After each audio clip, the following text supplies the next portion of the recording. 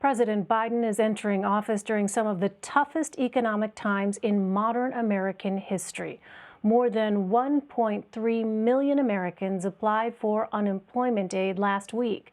Seasonally adjusted unemployment claims dropped slightly, but there was a big jump in new applications for the Pandemic Unemployment Assistance Program, which helps gig workers and the self-employed.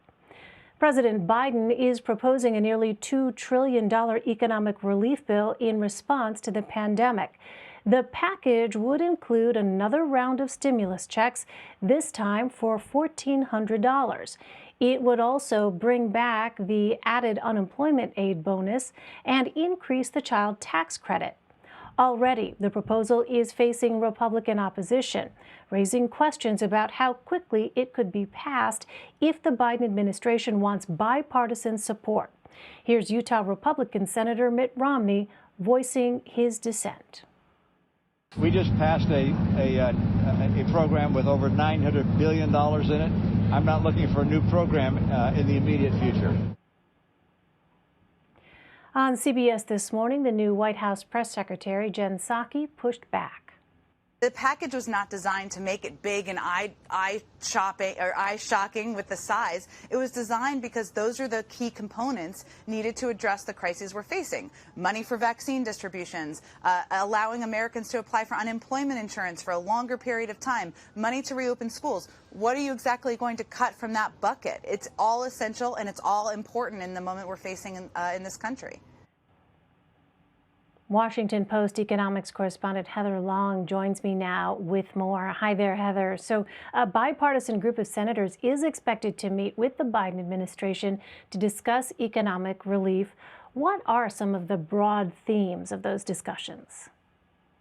Well, it's really quite simple. There's a lot of support to do two things. One is to address the virus, so anything that we can do to get those vaccines out faster, to get them out to more people, anything along those lines seems to have a lot of support, and rightfully so. The other thing, of course, is those checks, doing another round of stimulus checks. There are a number of Republicans who voiced their support for up to $2,000 a person and more checks. So there's definitely a possibility to do a bill that would be basically the checks plus vaccine relief. It's interesting that Wall Street, in particular Goldman Sachs, put out a note today estimating and predicting a $1.1 trillion bill. So right now we've got almost $2 trillion, so basically cutting that in half. But of course you lose a lot if you do that. Yeah, well, if bipartisan support is not there for the Biden proposal, there's a Senate procedure known as reconciliation, and that would lower the bar to pass a bill from 60 votes to 51, exactly what Democrats have. Here's what Vermont's Bernie Sanders said about the process yesterday. Let's listen. Now, I would hope that Republicans understand the severity of the crisis we're in right now. But if they do not, we have, as you know, budget reconciliation. Budget reconciliation is a Senate process that the Republicans use to give tax breaks to the rich. They use it to try to repeal the Affordable Care Act. Well, I'm going to be chairman of the Budget Committee. We're going to use it in a very different way, in a way that protects working families and the middle class, not just the rich. So, Heather, how could Democrats use this to pass a relief bill?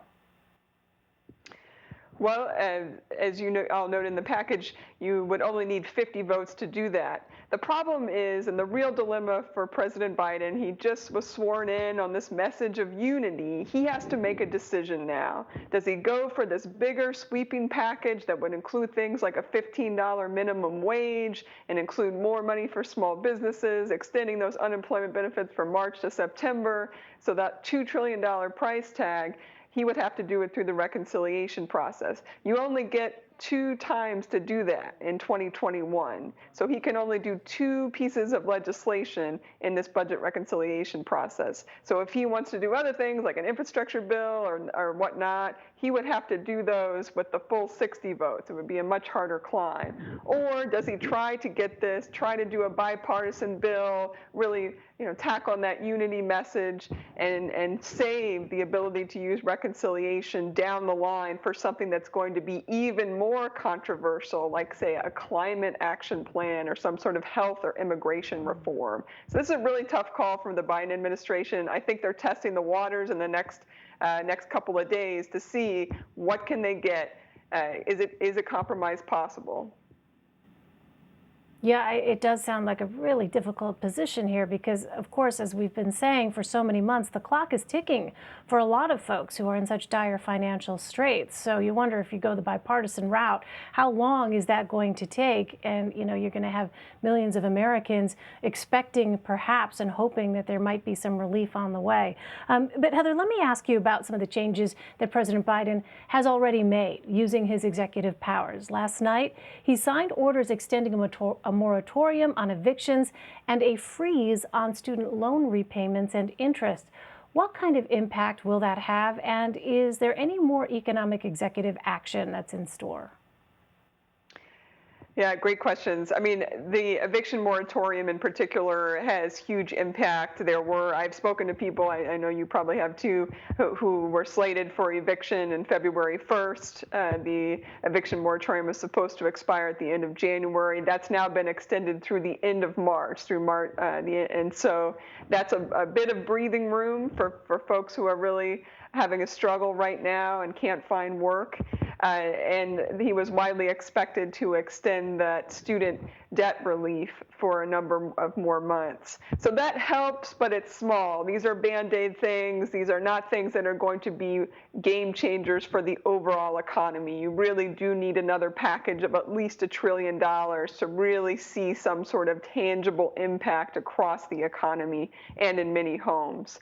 So what else could he do? I think obviously the most important thing is to get the virus under control. He did a lot of that today in terms of various measures to get more vaccines out and signing that executive order that requires mask wearing on airplanes and on trains and in federal buildings. So really trying to tighten up the restrictions. And the most important of all, this often gets overlooked, but small businesses have been crying out for actual tangible guidelines on what they need to do to reopen schools or to reopen a restaurant safely. We finally saw that process begin today with OSHA rolling out various guidelines for what businesses and schools need to do to best address the virus. That's such an important point, Heather, because really these districts, these school districts, these small businesses have been left to figure it out on their own. There's been no sort of standardized guidance for them, making it really, really difficult for them to move forward. All right, Heather Long, always great to have you. Heather, thank you so much. Thanks a lot.